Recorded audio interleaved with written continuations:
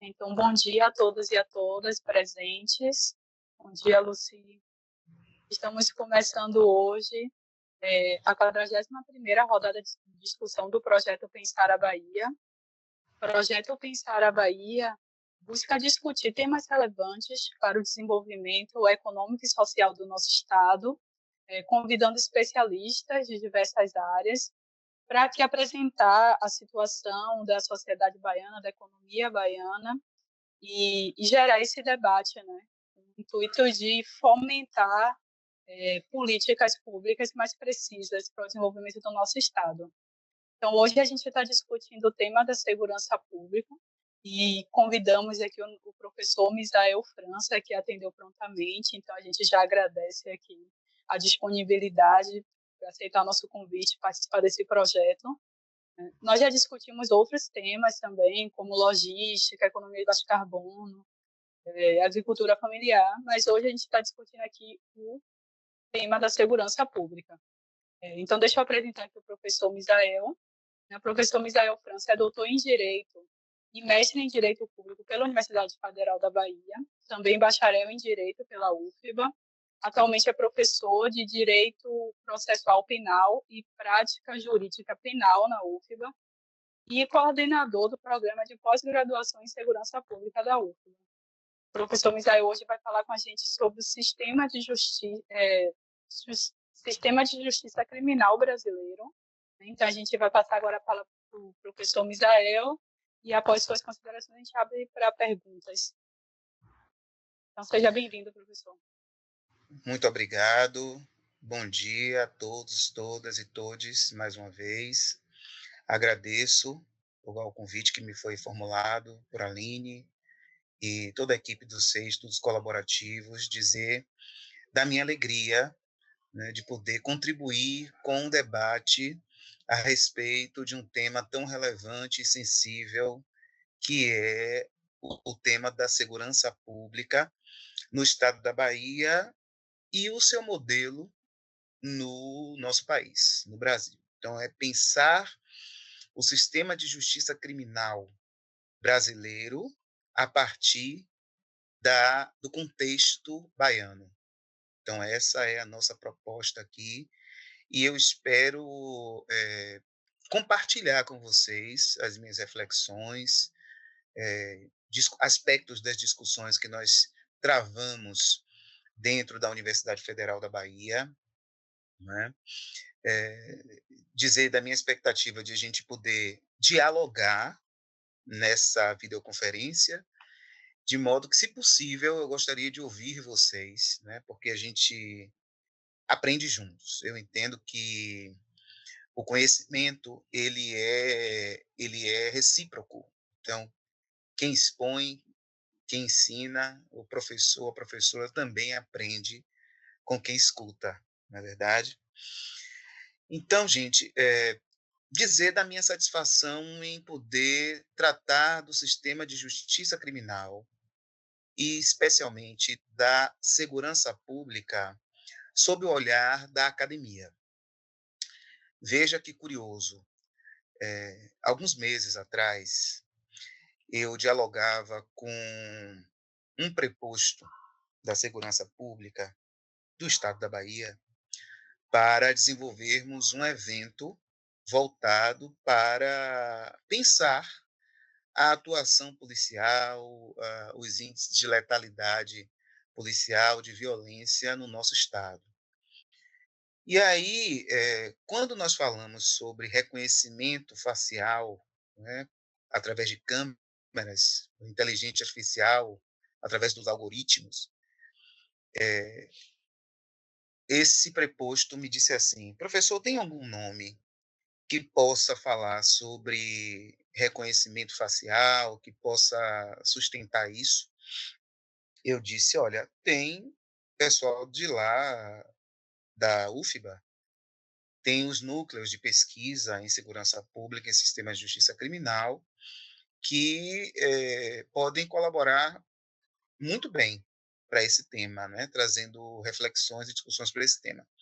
E aí eu fui advertido de que esse pessoal da academia é militante, e não vai dizer exatamente o que a gente quer ouvir. Então, daí eu faço esse registro para agradecer ao SEI por oportunizar a academia, né, um professor aqui da Faculdade de Direito da UFBA, trazer as suas inquietações a respeito do sistema de justiça criminal. Dizer que é um tema de fundamental importância dentro da academia brasileira. E aí, só na UFBA, eu posso destacar pelo menos 3 entidades voltadas para o debate sobre o nosso tema. Então, aqui eu destaco o NESP, Núcleo de Estudo sobre Sanção Penal da Faculdade de Direito da UFBA, o Programa de Direito e Relações Raciais, né, da UFBA também, da Faculdade de Direito, o Laços, em São Lázaro, na Faculdade de Filosofia e Ciências Humanas, para além de outras instituições, como, por exemplo, o Núcleo de Estudos da Violência da USP. Todas essas entidades, já há algum tempo, não é de agora, dentro da academia, discutindo, debatendo o modelo de justiça criminal, né, o sistema de justiça criminal brasileiro, e, em especial, o modelo de segurança pública que nós adotamos no Brasil.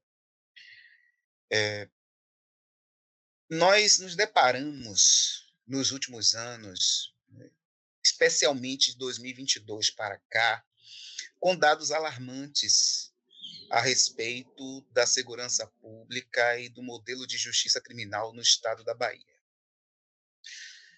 A Bahia tem figurado, infelizmente, como o estado mais violento do país, atrás inclusive de Rio de Janeiro e São Paulo. Os dados são do Fórum Brasileiro de Segurança Pública, que tem como produto o Anuário Brasileiro de Segurança Pública, dados do Instituto Fogo Cruzado, dados do Instituto Igarapé, do Observatório Nacional de Segurança Pública, dentre outras entidades, inclusive dentro das universidades, como eu mencionei aqui. A cidade mais violenta do país está, né, a cidade considerada mais violenta do país está no estado da Bahia, que é a cidade de Jequié. É o estado que mais mata a população LGBTQIAPN+, e que tem despontado nos últimos anos no ranking de homicídio de lideranças indígenas e quilombolas. Então, são dados sérios e que demandam um enfrentamento, né, por parte de toda a sociedade e, especificamente, no meu caso, da academia, a fim de pensarmos juntos de forma articulada políticas públicas, estratégias de gestão da pasta da segurança pública. E quando eu falo de gestão da segurança pública, não estou me referindo especificamente ao Poder Executivo, até porque o CNJ fiscaliza os presídios, por exemplo. O Ministério Público brasileiro tem atuação dentro dos presídios, exerce, ou pelo menos deve exercer, o controle externo das polícias, de acordo com o Comando Constitucional de 1988. Então, esses dados nos faz estar diante da obrigação, do dever, como cidadãos, como cidadãs, como pesquisadoras, de enfrentá-los a fim de levantar reflexões e proposições para a superação de um paradigma no que diz respeito à segurança pública e ao modelo de justiça criminal no país, que se arrasta há séculos. Veja que nós vivemos em um país com uma cultura escravagista, neocolonial, patriarcal, elitista, muito acentuada. E quem fala isso não é o professor Misael sozinho. Eu estou acompanhado por autores, autoras, pesquisadores, pesquisadoras, que se debruçam sobre correntes deslegitimadoras do sistema de justiça criminal no Brasil e no Ocidente, de um modo geral. Então, partindo do abolicionismo penal, por exemplo, aqui eu tenho orientandos, orientandas, meus alunos da Faculdade de Direito da UFBA aqui presentes conosco. Nós temos abolicionismo penal, a criminologia crítica, apontando para a seletividade do sistema de justiça criminal brasileiro. O que é isso? Que ele serve para proteger os privilégios de uma categoria qualitativamente hegemônica. Eu digo qualitativamente porque, em termos quantitativos, a maioria é pobre, negra, periférica e alijada dos privilégios dessa categoria qualitativamente hegemônica. Então, para essas correntes que põem em xeque o modelo de justiça criminal no Ocidente e no Brasil não é diferente, nós temos um modelo que é seletivo na medida em que protege uma categoria contra outra. Então, existe um viés marxista, existe uma questão de racialização da sociedade brasileira, até porque, e isso é necessário que seja dito, inclusive, em boa hora, o Supremo Tribunal Federal e o Superior,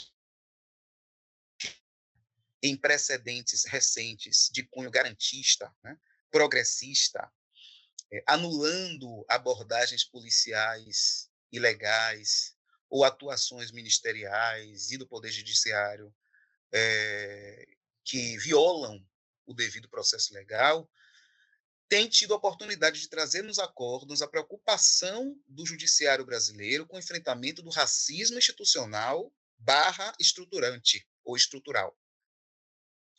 Então, essa constatação é necessária para que nós possamos avançar no modelo de sociedade e superar o paradigma da seletividade do sistema de justiça criminal.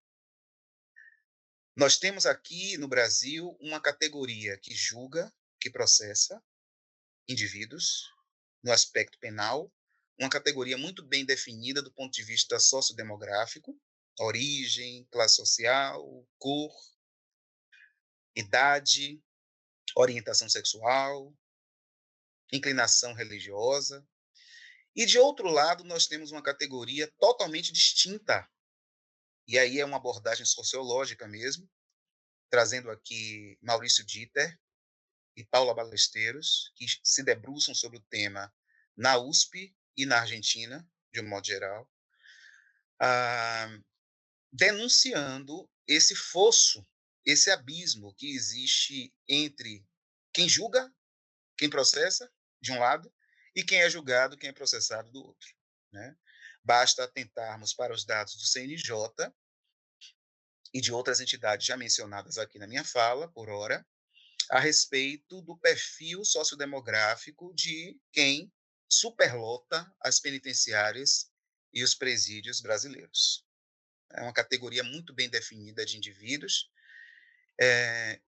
que acentuam essa mazela escravagista, né, racializada, incrustada no modelo de justiça criminal brasileiro há séculos. Até aqui tudo bem? Alguma colocação? Vou avançar. Tudo bem, pode avançar. Vamos lá. A gente participa no final. Então, nós temos, na tentativa de fazer frente a problemas relacionados ao sistema de justiça criminal e à segurança pública na Bahia, nós tivemos na semana passada um ato do governador do estado da Bahia que sancionou a lei que institui, que implementa no estado da Bahia o projeto Bahia pela Paz. É um projeto que visa a superar, a corrigir os erros do seu antecessor, Pacto pela Vida. Pacto pela Vida este que foi implementado em um governo dito de esquerda no ano de 2011, governo Jacques Wagner. Mas que o fato de ter sido implementado por um governo de esquerda não isentou o projeto de cair em erros, não é? E acabar invadindo a seara do aspecto contraproducente, se revelando como um projeto contraproducente na medida em que a ideia era prevenir, reprimir a violência através da instalação de bases comunitárias da segurança pública em determinadas comunidades, com a articulação de 13 secretarias, né, estaduais, a participação do Ministério Público, do Poder Judiciário, da Defensoria Pública. Isso não foi suficiente para debelar o avanço da criminalidade no estado da Bahia e evitar que a Bahia se tornasse o estado mais violento do país. Então, perceba, nós temos agora um Bahia pela Paz, também fruto de um governo declarado de esquerda, que se predispõe a enfrentar o problema da criminalidade pelo viés da prevenção.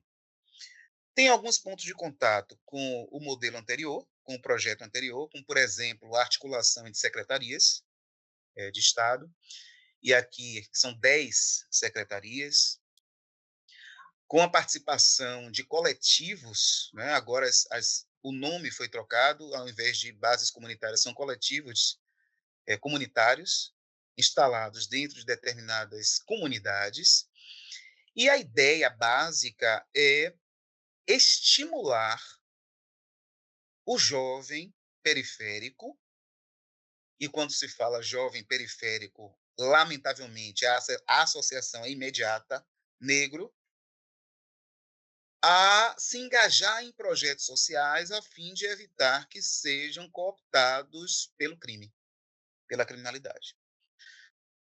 Muito bem. Veja, então, que a questão da violência no estado da Bahia, das mazelas da segurança pública, estão muito além de ser um problema político-partidário.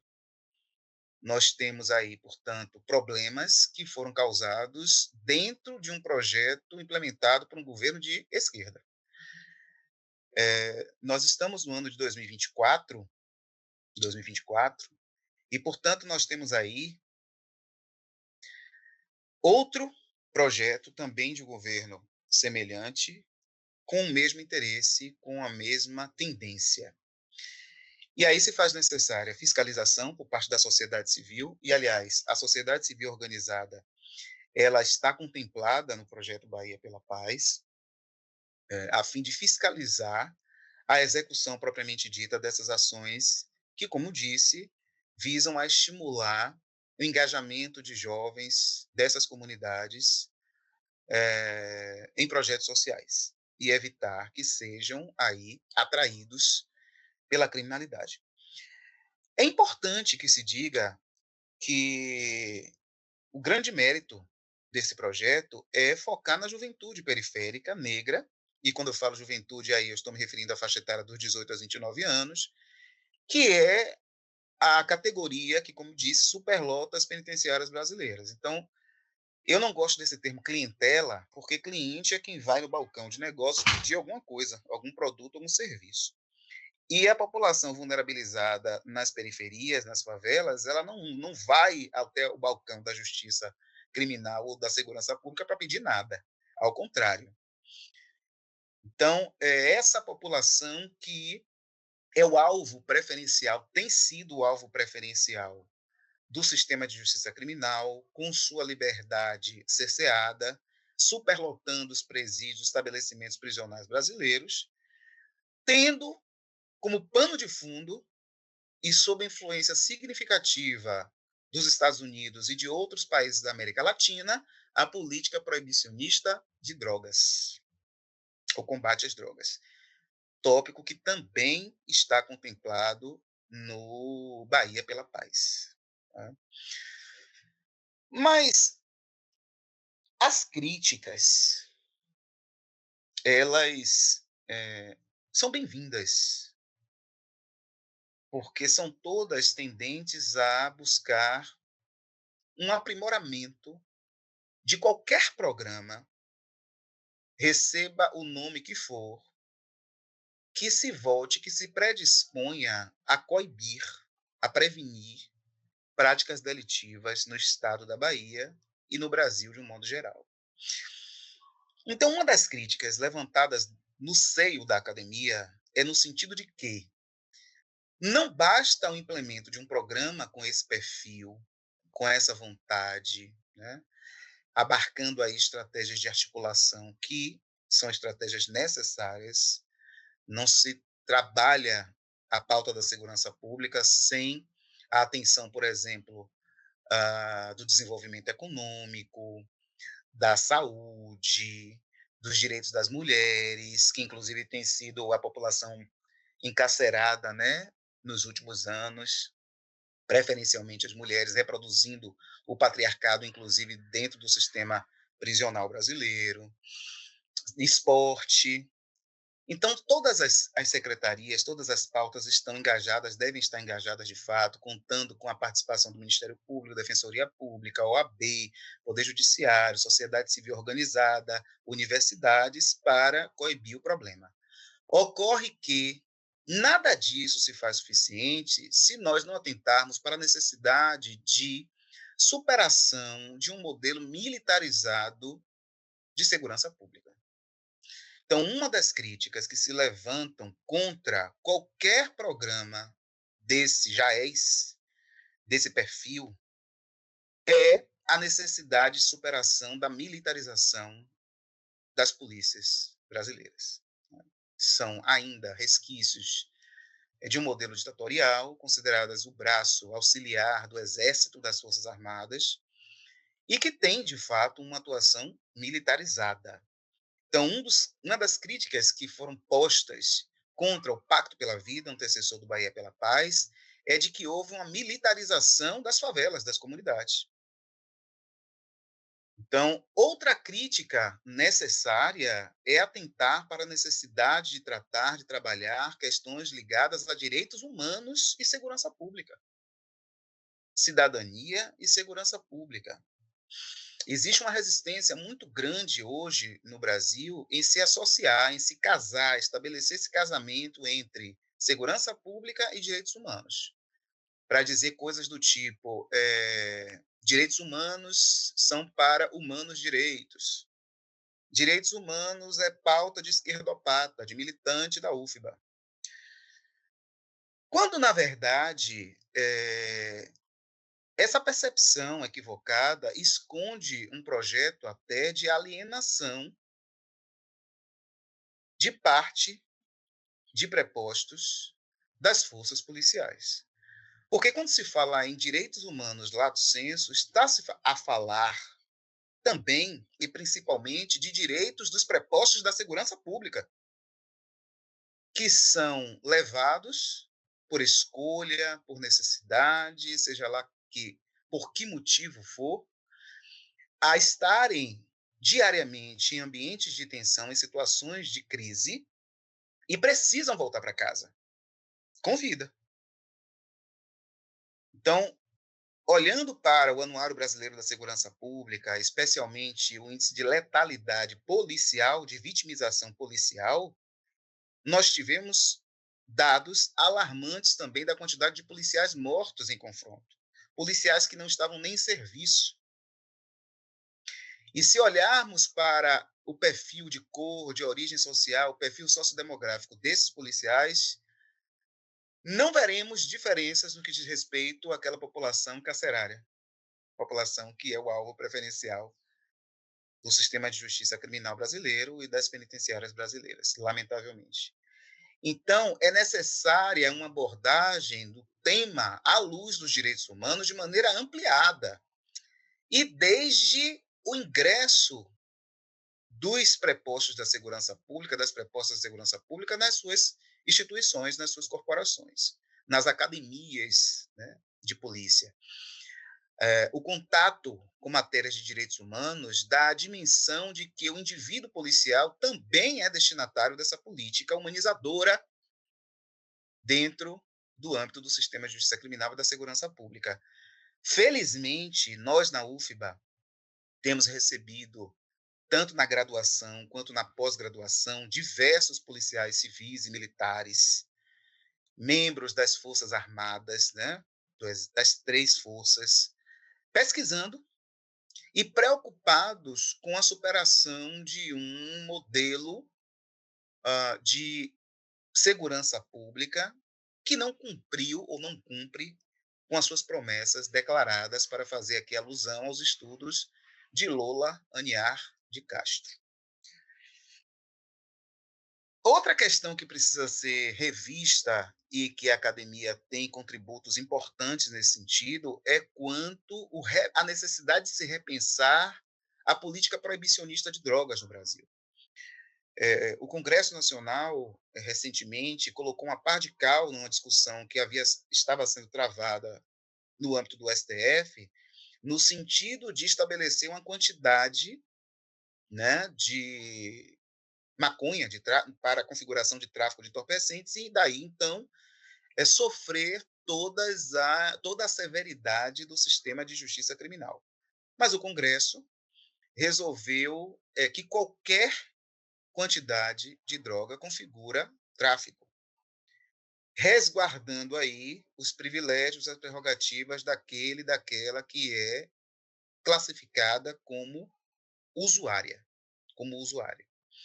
Mais uma vez, a denunciada seletividade do sistema de justiça criminal, e aqui, à luz das considerações de Valois e de Orlando Zacconi, um juiz e outro delegado de polícia. São pesquisadores de viés progressista que denunciam essa seletividade da política proibicionista de drogas do Brasil, na Bahia, na América Latina, importando um modelo estadunidense que acentua as diferenças entre traficante e usuário por critérios subjetivos. Há elementos utilizados aí pela polícia judiciária, principalmente, para configurar o tráfico, como presença de equipamentos, como balança de precisão, diversas cédulas apreendidas, agenda com o nome de devedores e quantias e etc. Mas o fato é que quem responde por tráfico, efetivamente, artigo 33 da Lei 11.343, no Brasil, é uma categoria que nós já dissemos aqui, muito bem identificada. Aliás, o tráfico é o crime que está no topo da lista dos delitos responsáveis pelo encarceramento de jovens no Brasil. Outra questão que precisa vir à tona para nós ampliarmos o debate a respeito do sistema de justiça criminal brasileiro e dos programas que tentam humanizar esse sistema de justiça, e aí trazendo para o sistema de justiça a questão da segurança pública, é o avanço do crime organizado no estado da Bahia. Nós acabamos de receber lideranças aí de outros estados do Sudeste, que não é de agora, já estão instaladas, inclusive estabelecendo conexões no estado da Bahia, dentro dos estabelecimentos prisionais. Então, veja que um dos enfoques desses projetos de tentativa de humanização da segurança pública, estabelecimento, porque restabelecer algo que nunca existiu é impossível. Uma tentativa de estabelecer a paz no estado da Bahia é o direcionamento de recursos para as forças policiais. Necessário. Polícia trabalha com inteligência, com recursos humanos, com táticas de investigação, com articulação com outros estados, com outros países. A Polícia da Bahia, ela se destaca internacionalmente, né, pelas suas práticas, pelos seus estudos, pela inteligência e a referência dos seus prepostos e prepostas, mas é necessário que se entenda que não se pode falar em inteligência policial exclusivamente focada em prisão. Luiz Cláudio Lourenço, professor, colega nosso, Faculdade de Filosofia e Ciências Sociais, São Lázaro, já trazia há muito tempo reflexões sobre o crime organizado instalado dentro dos presídios. Então, o Supremo Tribunal Federal, infelizmente, tem precedentes no sentido de que a existência de organização criminosa é fundamentação idônea para se decretar prisão preventiva. Ora, Mas não seria irracional, ou pelo menos contraproducente, uma política encarceradora para coibir o crime organizado, já que o crime organizado se retroalimenta muitas vezes dentro do presídio? E aí nós voltamos para a necessidade, fica o alerta para os futuros magistrados e magistradas, de que é necessário se conhecer o ambiente prisional que vai ser o seu objeto de trabalho. Né? O que é que acontece? Como as articulações se dão? Como é que o crime organizado se fortalece dentro dos presídios? Ora, as organizações criminosas, Lei 12.850 de 2013, para ser um pouco, tentando ser um pouco didático aqui, elas têm como características a estabilidade, a sistematização, a divisão de tarefas e, em algumas vezes, a hierarquia entre seus membros. Essa estabilidade demanda um aporte patrimonial para essas organizações se manterem funcionando e lucrando. É por isso que acontecem crimes graves contra o patrimônio, tem aumentado a quantidade de os índices de furto e roubo de veículos, de celulares, fora dos presídios, muitas vezes ordenados por lideranças, supostas lideranças, presas. Porque um prognóstico que nós levantamos é de que essas pessoas que comandam de dentro do presídio não podem ser líderes. Estão presas. Estão sob a fiscalização e a custódia do Estado. Lideranças, de fato, estão lucrando e muitas vezes fora do país. Então, repensar a prevenção e a repressão ao crime organizado e ao tráfico de entorpecente, ao narcotráfico em especial, passa pela necessidade de ampliar a visão para além de uma política encarceradora.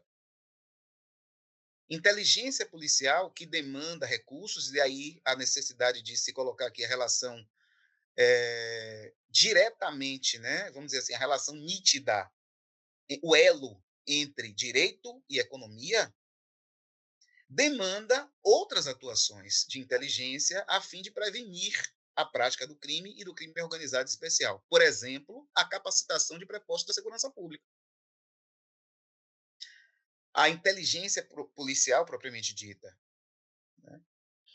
As medidas assecuratórias, sequestro, arresto, hipoteca legal, que são medidas constritivas de bens e que, portanto, podem obstaculizar o avanço das organizações criminosas que precisam de patrimônio. Cautelares patrimoniais, indisponibilidade de dinheiro, de valores. Então, são medidas anticárcere que, quer nos parecer, isso inclusive está publicado na revista Delict, em um artigo em coautoria meu com o Dr. Bruno Valverde, de janeiro do ano passado, no sentido de que essas medidas, ampliando a visão acerca da prevenção do crime organizado e do narcotráfico em especial, acaba conferindo uma certa racionalidade ao sistema de justiça criminal brasileiro. Como assim, professor? No sentido de se retirar do cárcere aquelas pessoas que utilizam o cárcere para ampliar a organização criminosa.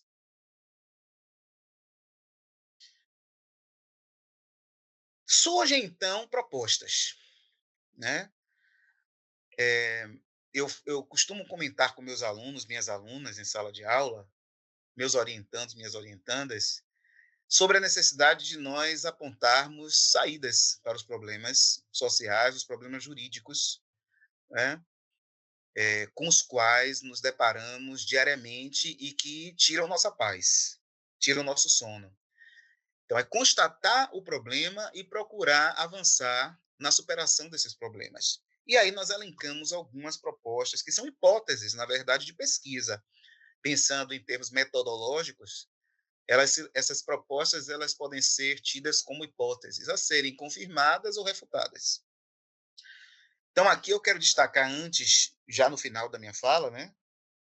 Final não, do início da pausa, vamos dizer assim, para o plano estratégico de coibição da letalidade policial no estado da Bahia, que foi apresentado recentemente pela Defensoria Pública do Estado da Bahia, semana passada, para ser propriamente dito.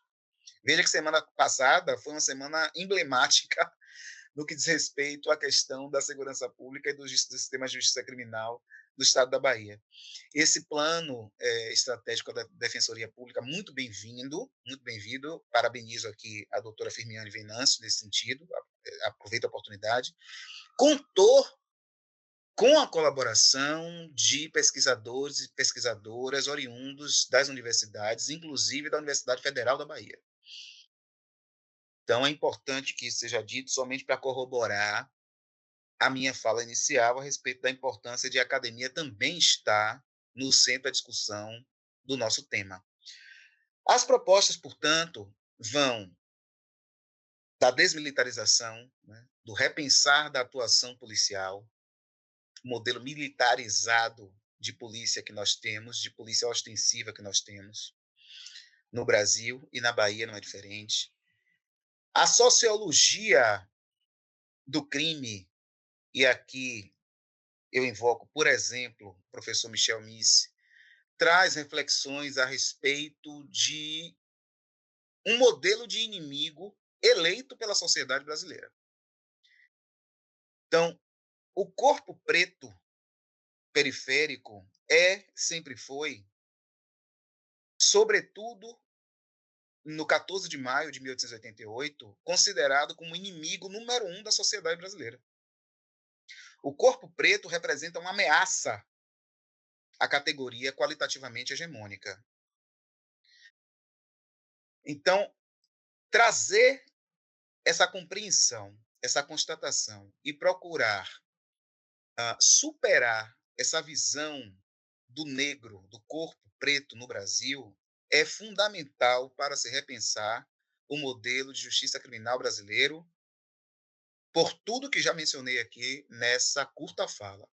Inclusive, eu quero ressaltar atuações no âmbito da Polícia Militar do Estado da Bahia, preocupadas, inclusive houve evento no Anísio Teixeira, no Instituto Anísio Teixeira recentemente, com o racismo institucional no seio da segurança pública no nosso Estado.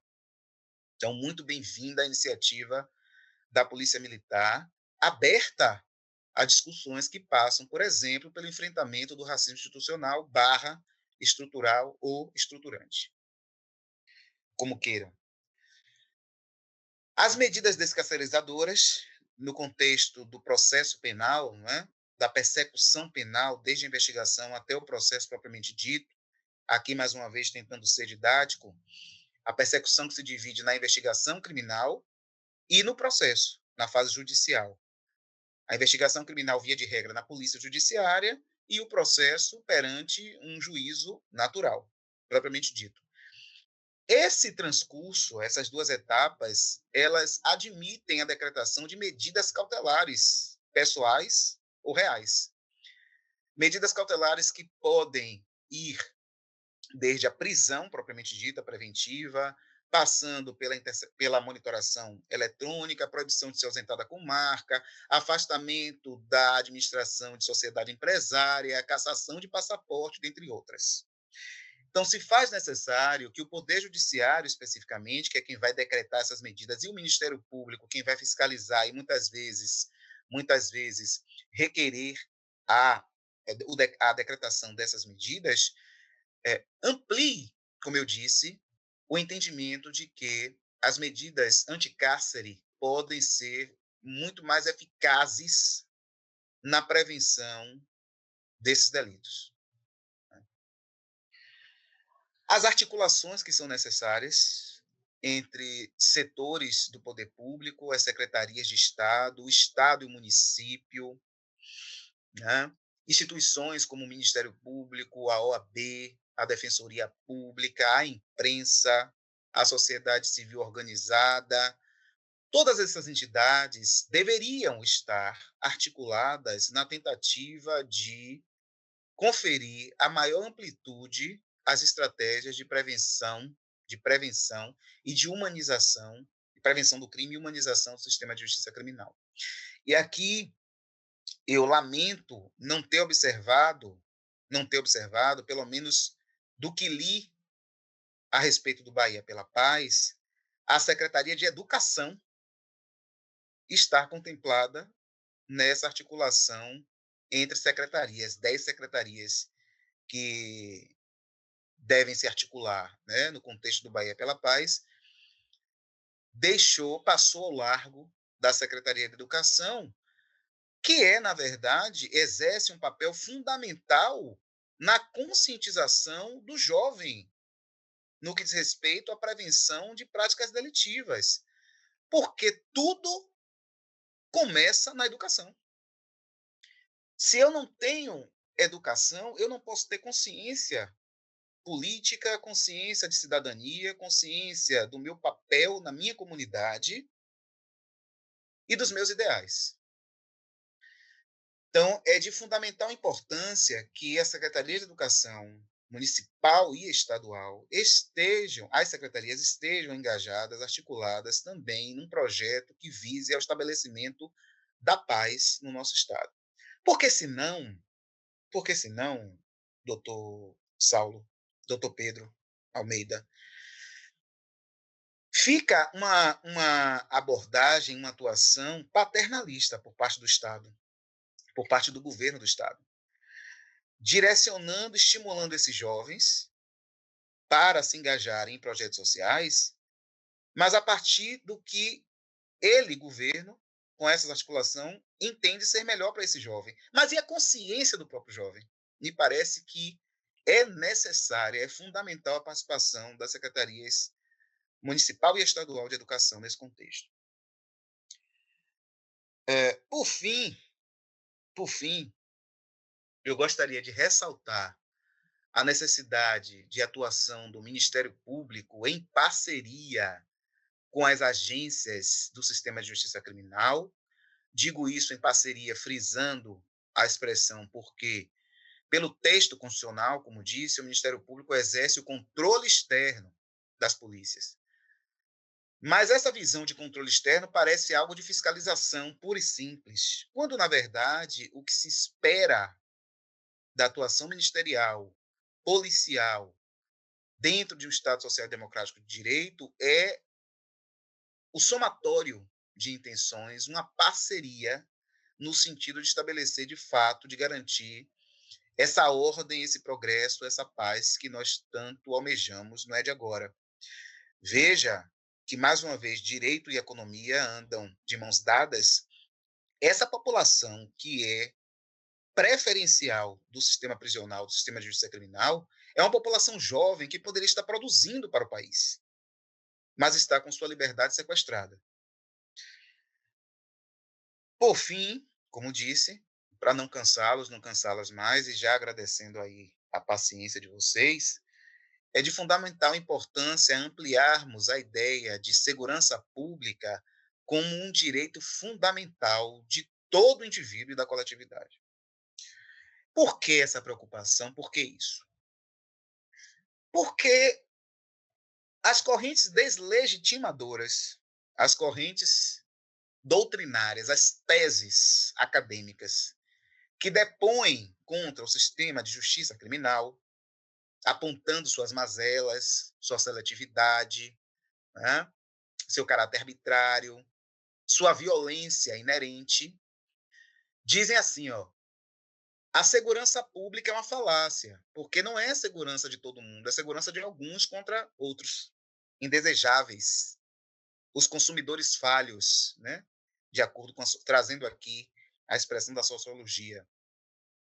Mas veja, nós temos um Estado social e democrático de direito. Precisamos, de fato, sem desconsiderar as preocupações dessas correntes, no sentido de denunciar a seletividade da expressão segurança pública, a falácia, o caráter falacioso dessa expressão, defender a segurança pública como, de fato, um direito fundamental de todo indivíduo da coletividade.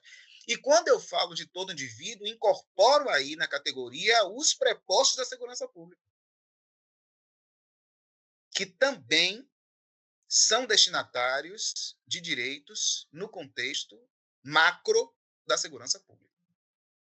Aí nós temos as câmeras, né, corporais, body cams, como alguns preferem chamar de forma mais elitista, que são criticadas, têm sido criticadas por muitos, inclusive políticos do Brasil, e na Bahia não tem sido diferente, mas é importante ter em mente que esse equipamento visa a proteção também do policial, nesse contexto macro de direitos humanos e de segurança pública como um conjunto de direitos também voltados para quem exerce, de fato, a segurança pública no nosso país. Então, são essas as considerações iniciais. Eu gostaria de ouvir vocês, né, a partir desse compartilhamento de ideias, de inquietações sobre o nosso tema. Obrigada, professor Misael. Acho que, assim, a gente te ouvindo aqui, a gente percebe a real importância de sempre ouvir a academia, de sempre ouvir quem está pesquisando o que acontece na nossa sociedade. Então, eu vou abrir agora para perguntas. Quem tiver pergunta, puder levantar aí a mão. Já estamos abertos a perguntas.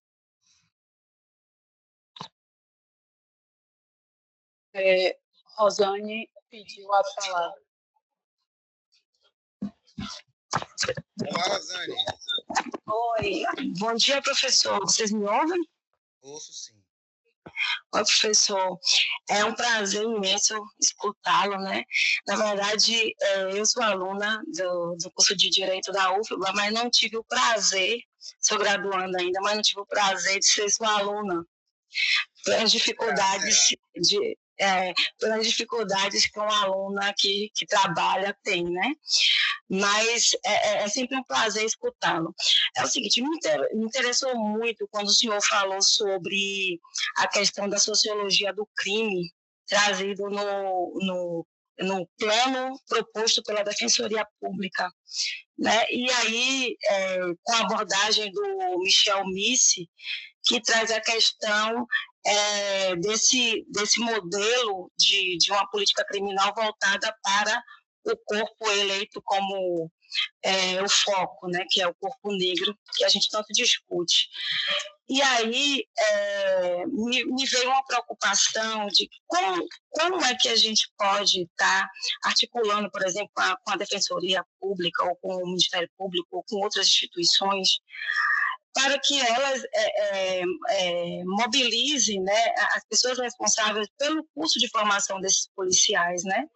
Porque, na verdade, essa abordagem tem uma preocupação também que vai além da questão de se preocupar, por exemplo, com aquele que é preso, que está sobre a mira da justiça criminal, e sim também sobre esses policiais, porque, na sua grande maioria, são pessoas negras, né? Então, uma abordagem que extrapole essa questão e aborde também a questão psicossocial desses policiais, né? Muitos, inclusive, moram e residem nesses locais onde a abordagem é feita de uma forma muito militarizada. Então, eu gostaria de saber se essas estruturas que se responsabilizam pela formação desses policiais do início, elas se articulam com a academia, ou se a academia tem alguma proposição de fazer essa interlocução com essas instituições para que os próximos policiais eles entrem de uma forma diferenciada no sistema. Mais ou menos essa abordagem que eu gostaria que o senhor colocasse um pouco. Posso responder? Pois não. Como eu disse, obrigado, Rosane, pelo questionamento. Felizmente, nós temos aí, sim, articulações entre as forças policiais e a academia, né? Eu hoje estou coordenador do mestrado profissional em segurança pública, Justiça e Cidadania, da UFBA, que é uma parceria entre a Escola de Administração e a Faculdade de Direito, e que tem recebido há mais de 10 anos policiais como pesquisadores e pesquisadoras em diversos temas da segurança pública. Não é de agora, né? Nós temos recém implementado, no âmbito do PPGD, no Programa de Pós-Graduação em Direito da UFBA, lá na Faculdade de Direito, o projeto da residência jurídica, com a Defensoria Pública, uma parceria entre a Defensoria Pública e a UFBA, Defensoria Pública do Estado da Bahia, trazendo, por exemplo, no corpo docente o professor Samuel Vida, que é o coordenador do Programa de Direito e Relações Raciais da UFBA, uma referência em questões raciais no nosso país. Nós temos agora uma proposta de criação de uma especialização em segurança pública no âmbito da Faculdade de Direito. Outra especialização em segurança pública, ainda em discussão. Então, eu recebi ontem, um contato de um egresso da Faculdade de Direito, hoje advogado, grande advogado, me sugerindo pensar a criação de uma especialização para oficiais da Polícia Militar, né? Também no contexto da Faculdade de Direito. Então, veja que já existe essa articulação necessária no sentido de sensibilizar as forças policiais para a tragédia do povo negro no Brasil. Mas aí você me perguntaria, é suficiente? Me parece que não. Não é. Não avançaremos se nós não trouxermos para esses cursos, para essas residências, para esses programas, referências afrocentradas. Então, esses policiais, não só dentro da academia, mas desde as academias de polícia, não só a academia, as universidades, né? Mas já nas suas instituições, na atuação das suas academias de polícia, é necessário que tenham contato com questões relacionadas à formação social do Brasil enquanto nação. Trazer Abdias do Nascimento, o genocídio do negro brasileiro, né? Clóvis Moura, Dora Bertulho, Cida Bento, Célia de Azevedo, Mabel Freitas, dentre outros e outras referências afrocentradas que problematizam a tragédia do corpo negro no Brasil e de como esse corpo foi facilmente cooptado pelo sistema de justiça criminal. Desde muito antes do que se convencionou chamar de abolição da escravatura, em 1888. E a partir de 14 de maio de 1888, principalmente, quando não se deu nenhum direito à indenização dos negros supostamente libertos no Brasil. Então, como fazer frente, como controlar essa população que agora não é mais entre aspas, escravizada? Prender, encarcerar, manter sob controle, exercer o biopoder, né? A biopolítica sobre esses corpos indesejáveis na sociedade brasileira. Então, essas questões passam, inclusive, pela consciência de que esse policial, na maioria das vezes, principalmente aquele que vai para ambientes conflagrados, para o confronto propriamente dito, também são corpos pretos. Então, me parece que é da mesma forma, essa crítica vai na linha de a criação de leis, né? Alteração da lei do racismo, para tornar a injúria racial agora também tratado como racismo. A Convenção da Guatemala antidiscriminação, criação de secretarias de promoção da igualdade racial. Nada disso é suficiente se nós não tivermos uma capacitação pautada em referências afrocentradas.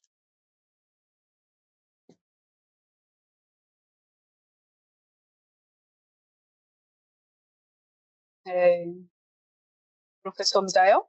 Pois não. Tá bom. Então, vou passar agora a palavra para a Cida Trípode, nossa colega aqui da Direste. Olá, Cida. Tudo bem? Tá o microfone. Oi, tudo bem, professor? É sempre um prazer ouvir o senhor. Eu tive a oportunidade de viver a proposta de mudança no sistema de segurança pública nas formações do policial, quando o governo Lula entrou e que impôs uma nova matriz curricular. Eu trabalhava na Academia da Polícia e tive a oportunidade de ver todo esse movimento de construir a formação do policial a partir dos direitos humanos. E eu sinto que avançamos, eu sinto isso, mas eu fico pensando, existe uma realidade que é tão mais bruta, tão mais difícil de ser combatida, que eu fico muitas vezes muito desanimada, sabe? E penso assim, enquanto a gente está nesse movimento e tentando, parece que vem um movimento retrógrado muito maior e que está sempre afogando a gente, sempre deixando a gente sem espaço, sem possibilidades de mudança. E isso me preocupa muito. E eu trabalhei no Pacto, tive a oportunidade de trabalhar no Pacto pela Vida, vi o Pacto surgir de uma forma tão interessante, de uma perspectiva dos policiais começarem a conversar entre si e outras coisas avançarem, mas eu via que a área social não respondia dentro do Pacto. Então, a gente nunca conseguiu, dentro do pacto, fazer um plano na área social.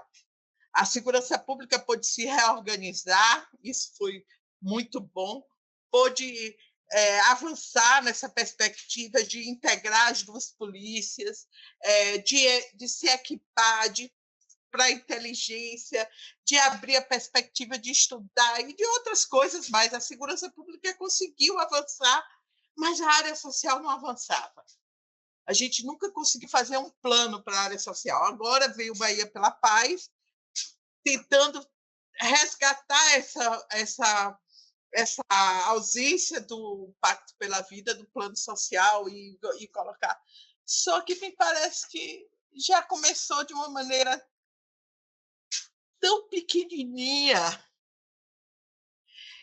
tão sem apoio, até para conseguir passar o Bahia pela Paz na Assembleia foi uma dificuldade, quanto outras pautas do governo passa rapidamente, né?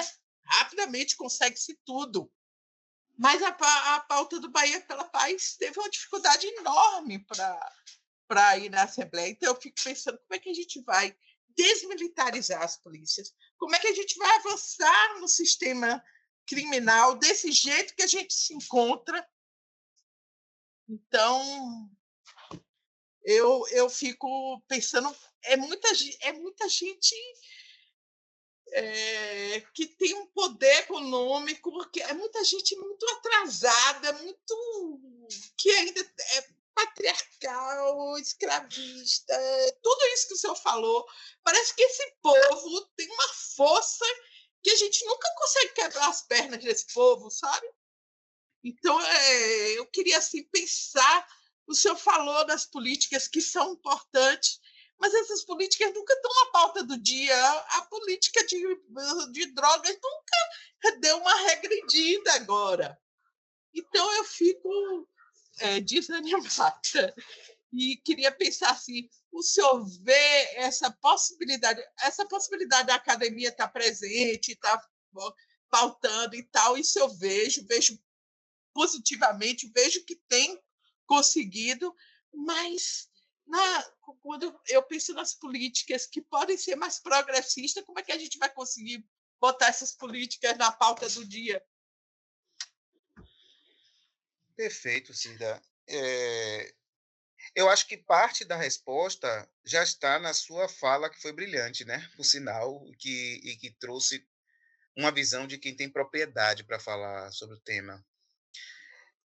A gente não consegue mudar uma ideologia, uma cultura secular de séculos, com um programa, como já se ouvia falar muito algum tempo atrás, com uma canetada. Não consegue, a gente não tem o condão de resolver problemas de base, de formação de uma nação, de um dia para o outro. eu não sei se é a minha geração, nem a geração de Saulo que vai ver essa mudança. Creio que não. Mas o nosso papel, né, nós que somos testemunhas e copartícipes, porque é muito fácil a gente dizer, eles não aprovam, eles não trazem para a ordem do dia a discussão, mas nós somos responsáveis por isso, corresponsáveis por isso. É necessário que nós indaguemos a respeito de que modelo de justiça criminal nós queremos. Nós queremos realmente uma coisa chamada igualdade de direitos no Brasil? Será? Um país tão dividido, onde pouquíssimos ganham muito em detrimento de uma maioria miserável que tem iPhone, mas não tem dente?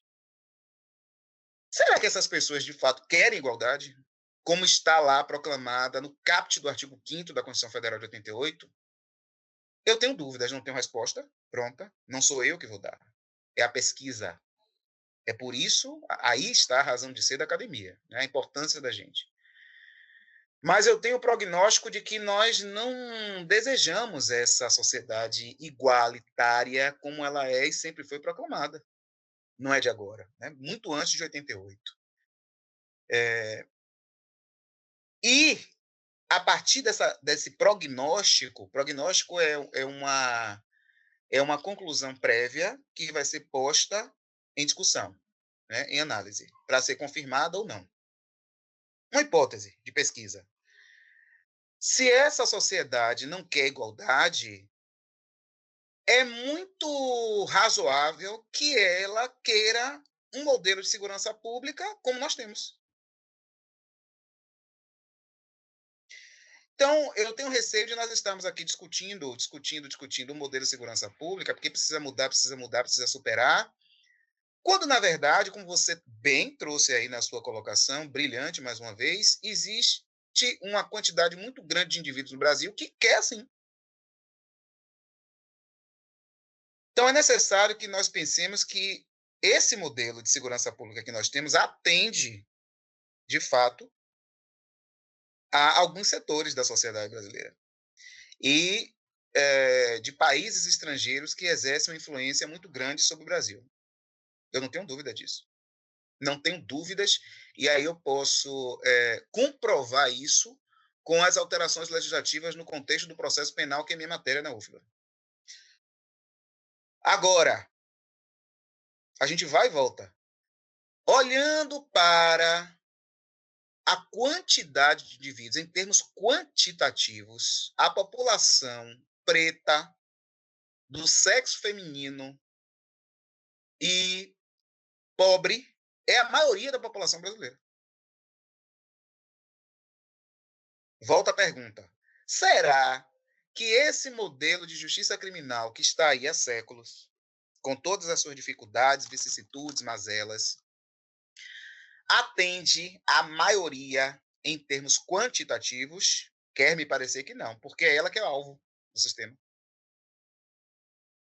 Então, nós precisamos chamar a responsabilidade para a gente também. Em que medida pautar o debate, como nós estamos fazendo aqui, fiscalizar quem exerce o poder, promover a consciência de cidadania no sentido de quem colocar nos lugares de poder decisórios. Né? Nós estamos em ano de eleição. É uma oportunidade muito boa para a gente exercer a cidadania desde as bases, né? No bate-papo, na conscientização dos nossos, das nossas, para que a gente possa vislumbrar algum sinal de mudança lá na frente, como eu disse, que não é nessa geração. Quero crer que não seja nessa geração. Gostaria muito que fosse, mas acho que não vai ser.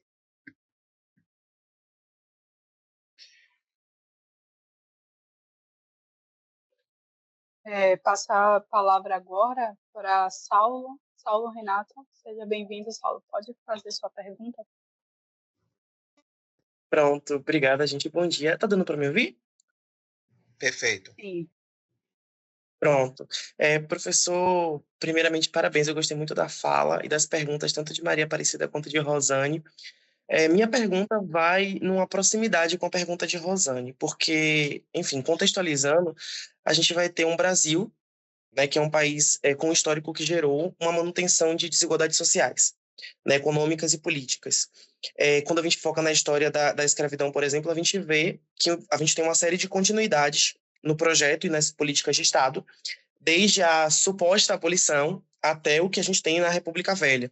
E aí a gente pergunta o que é formada, né, essa república, como é que se formula ela, o que seria esse lugar público que é controlado pelo mecanismo da segurança pública. E aí a gente vai analisar que é uma máquina muito complexa, que opera num regime não apenas biopolítico, mas necropolítico. E a gente também vai ter inúmeros pontos aí, né? Subrepresentatividade política de pessoas negras, um controle territorial e arquitetônico confinando pessoas negras em locais específicos. A gente vai ter uma mídia, um controle midiático que estrutura valores, que interfere na interpretação e na realidade, tanto da pessoa que vê quanto da pessoa que está atuando.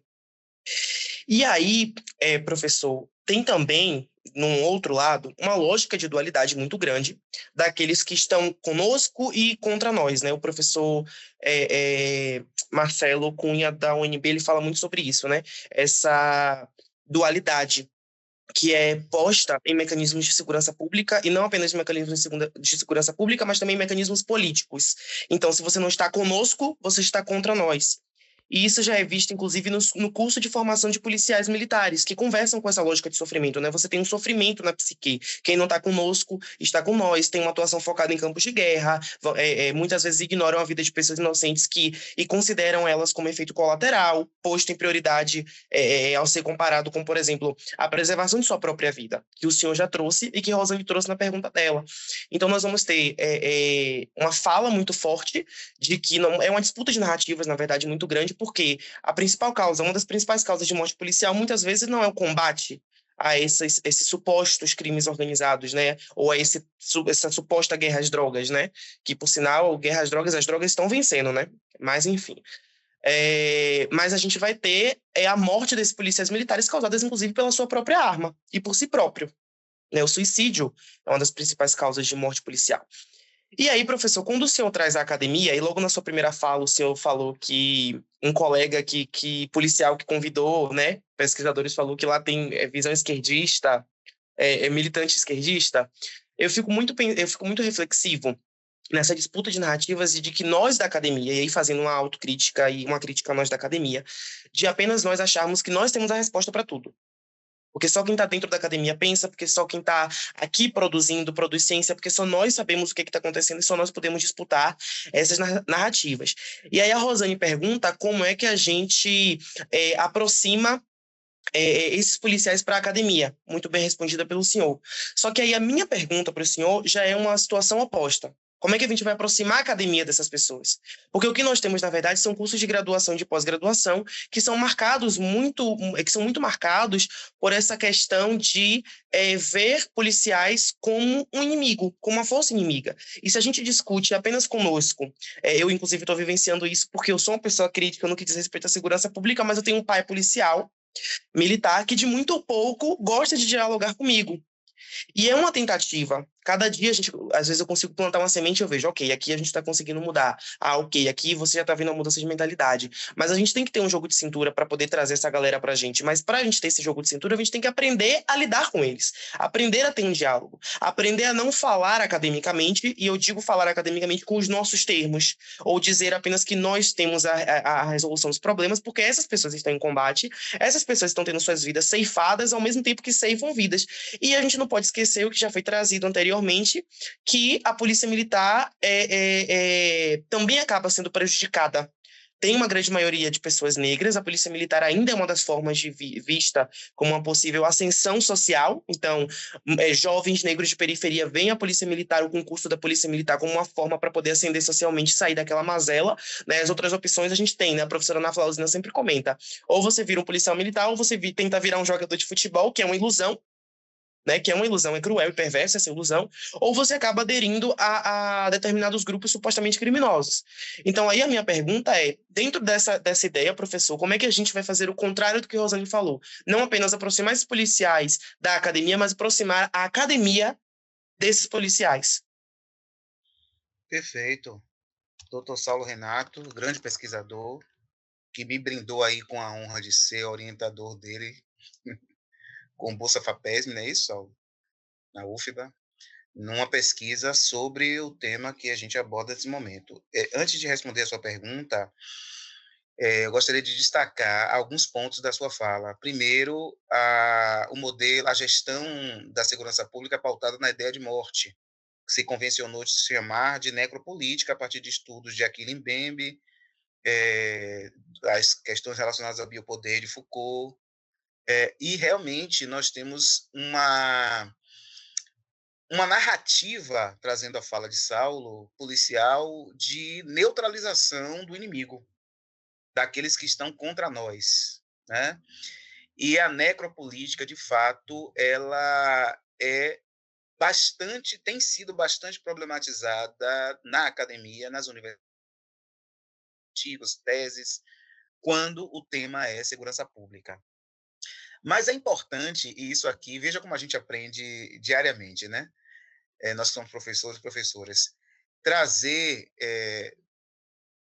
produções riquíssimas do Corpo de Bombeiros Militar da Bahia, que também são uma instituição que compõe a segurança pública no nosso Estado e que vão numa linha diametralmente oposta, que é pela vida. Então, inclusive no enfrentamento ao suicídio, também trazido por Saulo aqui na sua fala. Então, eu coloco isso para a gente começar a desmistificar a ideia de que a segurança pública, lato sensu, é uma engrenagem de morte. Não necessariamente. Existem profissionais e o Corpo de Bombeiros Militares, especificamente, vai numa linha contrária, de preservação da vida. E, inclusive, talvez a instituição, o braço da segurança pública mais democrático, porque não olha que vida é para poder salvar, né? Então, eu gostaria de fazer essa pontuação, até porque estou acompanhando pesquisas dos bombeiros lá no mestrado. Gostaria de trazer na fala de Saulo o maniqueísmo que está na base do sistema de justiça criminal no Brasil. A ideia da luta do bem contra o mal. O bandido contra o mocinho, a vítima. Né? Nós e eles. Essa ideia, essa narrativa maniqueísta, para além de ser lúdica, é nociva, porque polariza a sociedade e dilui a complexidade do crime. O crime, para quem estuda criminologia, sociologia do crime, é algo muito complexo. O que faz complexa também é a questão relacionada a ele, a da segurança pública. Então, reduzir todo evento delitivo a uma luta do bem contra o mal, numa lógica maniqueísta, pueril, lúdica, infantil, é estabelecer algo de nocivo no sistema de justiça criminal no Brasil. Inclusive, com uma tendência a alienar agências da persecução penal no Brasil, como bem colocado aqui por Saulo.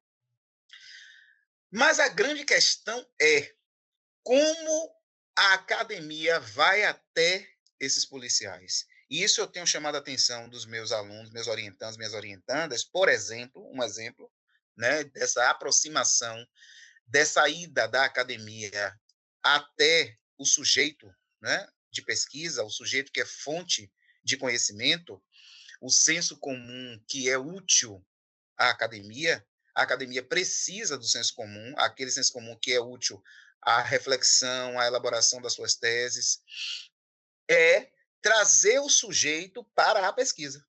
Então, por exemplo, se eu estou falando do testemunho policial, a validação do testemunho policial no flagrante por precedente do Supremo Tribunal Federal, por exemplo, eu preciso ouvir esse policial.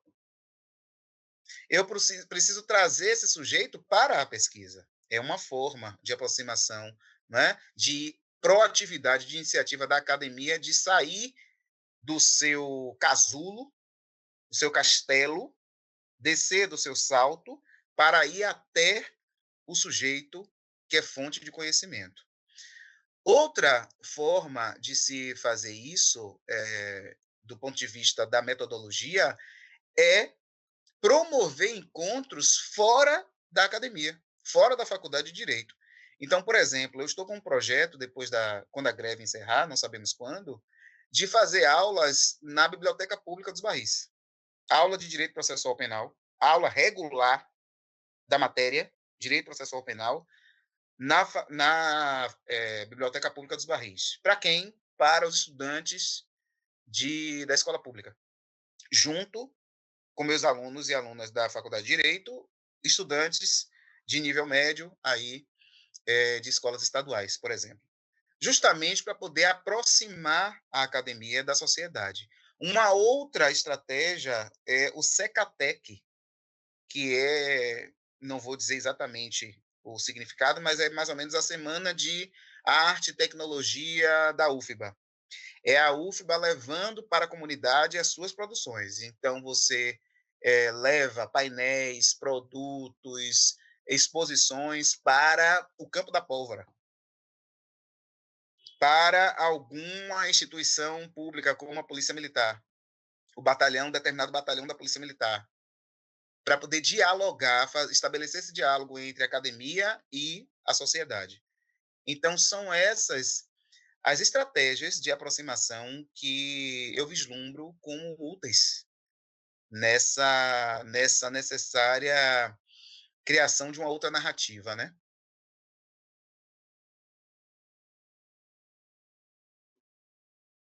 Obrigada, professor Misael. Professor, sua imagem está travada. Se o senhor puder assim, desligar sua câmera e abrir de novo para ver se volta a sua imagem. Certo. Eu não sei se alguém mais tem pergunta. Está travando mesmo. Está travando, né? Então está tudo bem, mas a gente está te ouvindo bem, o que já é importante. Já é o fundamental, que a gente está te ouvindo.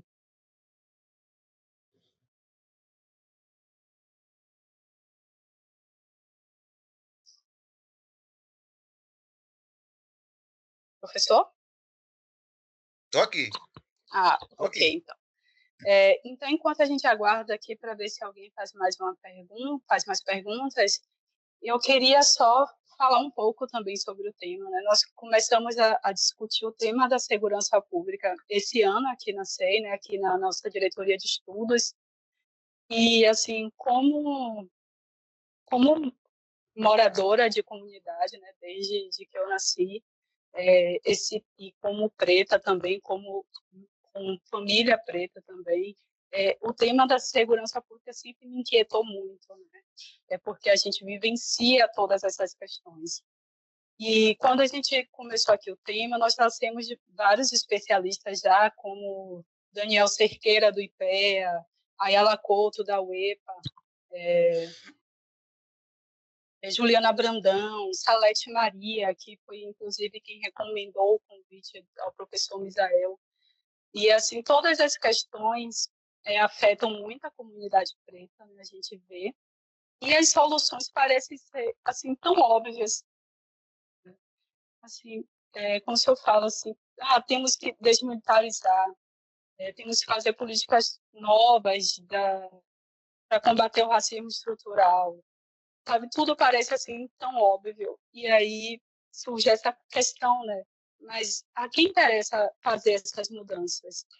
Porque quem faz as políticas, né? Quem tem esse poder, quem está nessa posição de poder dentro do nosso Estado, parece não se interessar por essas mudanças tão necessárias. Então a gente fica assim parecendo que se debatendo o tempo todo, porque a quem interessa essas mudanças?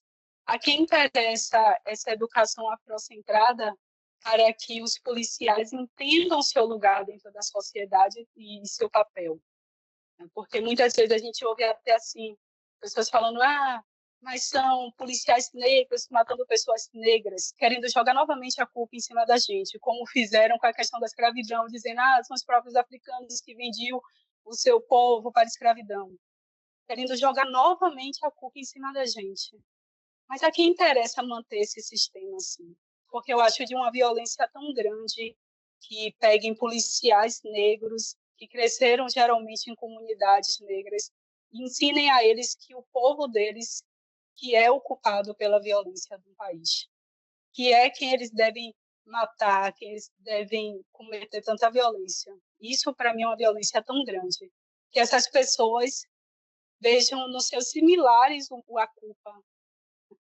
E aí eu falo assim, quem interessa essa mudança?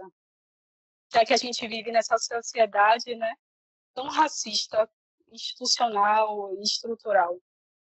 Tem pesquisas, olhando para a América Latina, que entendem que existe um modelo de justiça criminal que atende aos interesses do mercado, da política e da economia neoliberal.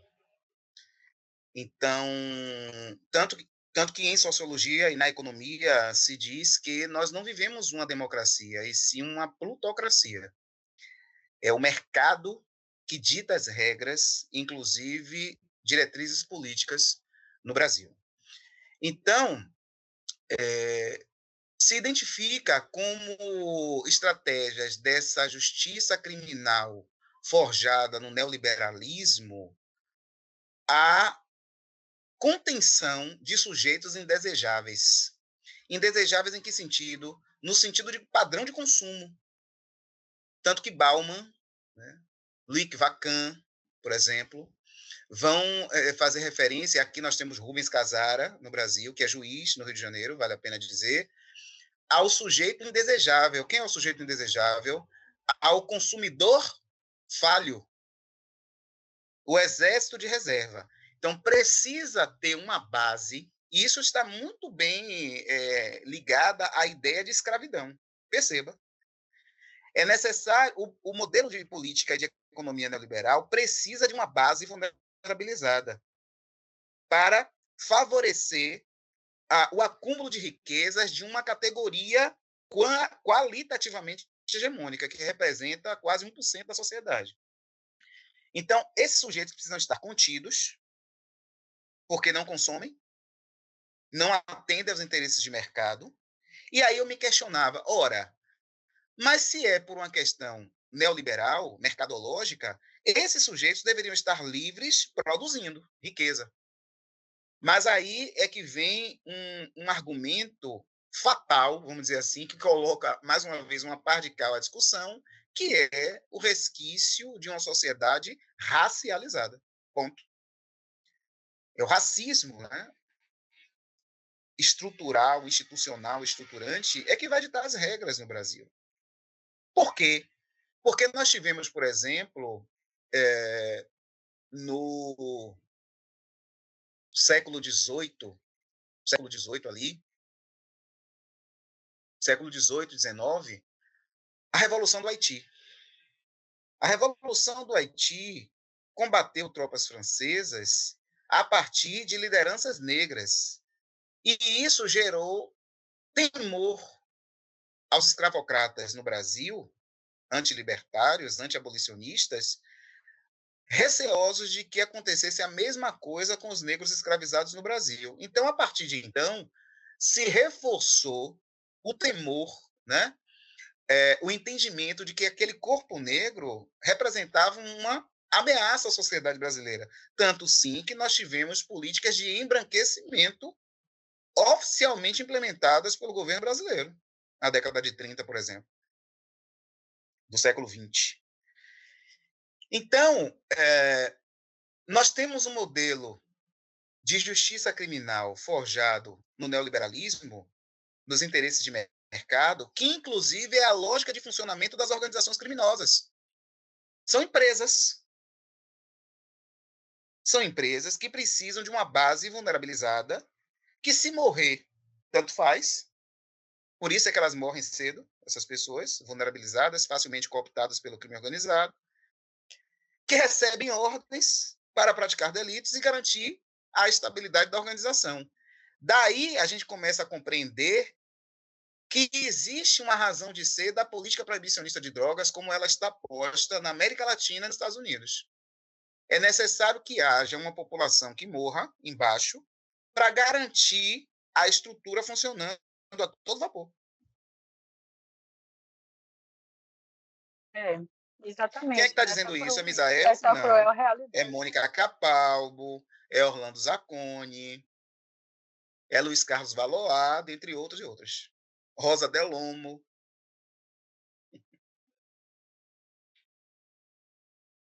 Então, as coisas fazem sentido.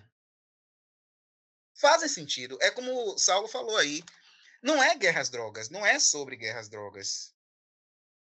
Aí trago o Dudu Ribeiro. É guerra contra pessoas. Aí faz sentido. E aí a pergunta é, até quando? Até quando essa guerra interessar a alguém? A quem interessa, bom, a gente não tem respostas. A academia não apresenta respostas prontas.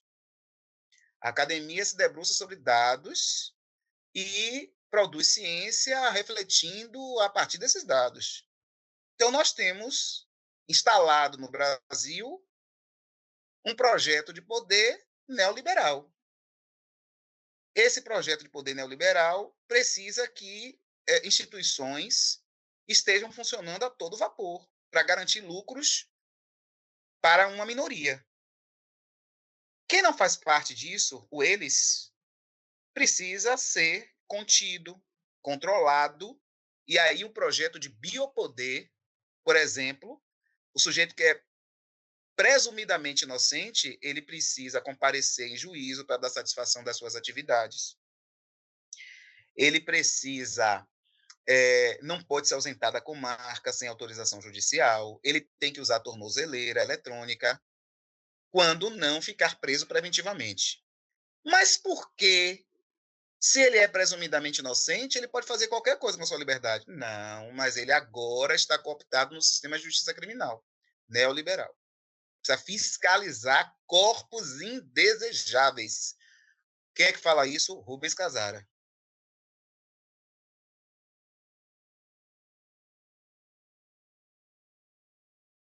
Exatamente, professor Misael. Eu não sei se alguém mais Nick Vacan. tem perguntas a fazer. Sim. Não, o senhor... não, pode continuar falando. Desculpa. Não, o senhor pausou e eu pensei que tinha acabado. Não, eu me dou por satisfeito. Eu fiquei muito feliz com as pontuações que foram feitas aqui por vocês 4, né?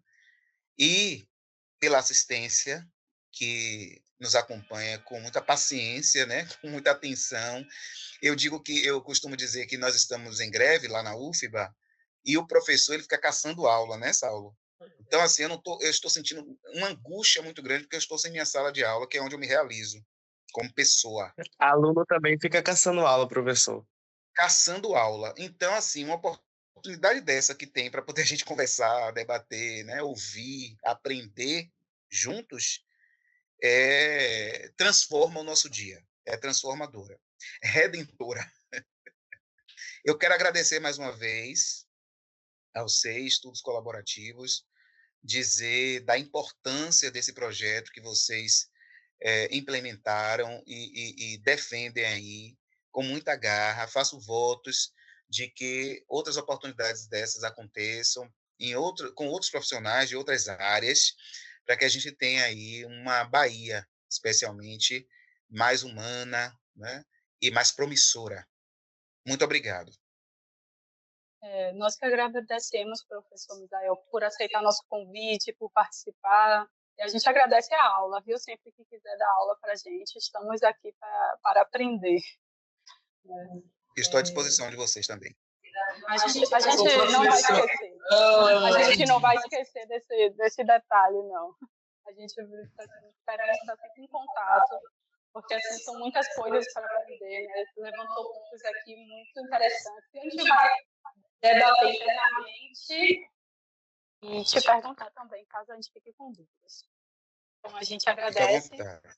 Desejamos um ótimo dia a todos e a todas, uma ótima semana. E muito obrigada pela presença. Ô, professor, só para lhe dar um tchau e dizer o seguinte: quando o senhor citou todos esses referenciais teóricos, o seu referencial é tão importante quanto deles todos, viu, professor? Então, pode falar, Misael França. Sua referência é muito importante. Obrigado abraço, pelo professor. reconhecimento. Obrigado. Um abração. Tchau, tchau. Até a Obrigada, próxima. professor. Tchau, tchau.